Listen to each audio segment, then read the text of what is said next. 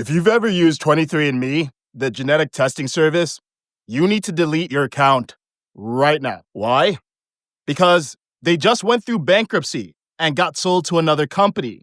What? Yeah, your genetic data, your literal DNA, was handed over to a new owner. And you should be concerned no matter how good your genes are. 23andMe had the DNA of over 15 million people. That database was considered a business asset. And yep, it was sold. Here's a clip of Republican Senator Josh Hawley confronting the 23andMe CEO about exactly how that was allowed to happen. Senator, they can delete that data anytime up until the sale and after. Oh, okay. They can delete the data. And when you delete it, it's deleted. It's gone forever. All the genetic data is deleted forever, and yes. Really? Because that's not what your privacy statement says in the fine print. Look, we retain personal information for as long as necessary to provide the services and fill the transactions you have requested, to comply with our legal obligations, resolve disputes, enforce agreements, etc., even if you choose to delete your account. It does not retain any genetic information regarding the consumer once they delete their account. We do. It says right here that you will retain genetic information. What does this all mean? Well, here's the bad news. 1. Even if you didn't give additional consent to 23andMe, they could still transfer your genetic data in a sale. 2.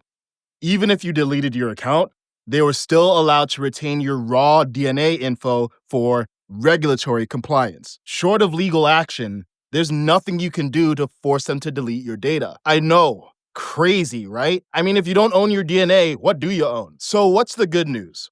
Well, first, the CEO of a new company is actually the original founder of 23andMe.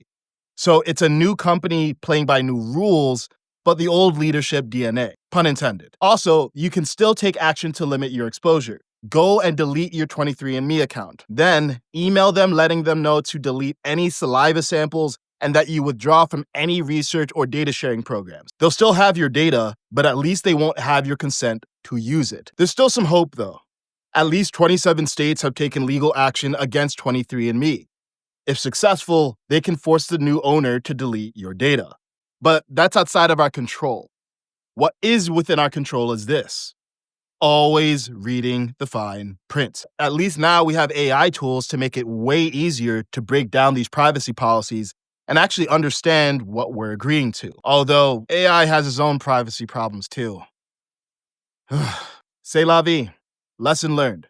And if you suddenly see a bunch of clones walking around your neighborhood, at least now you know where they came from.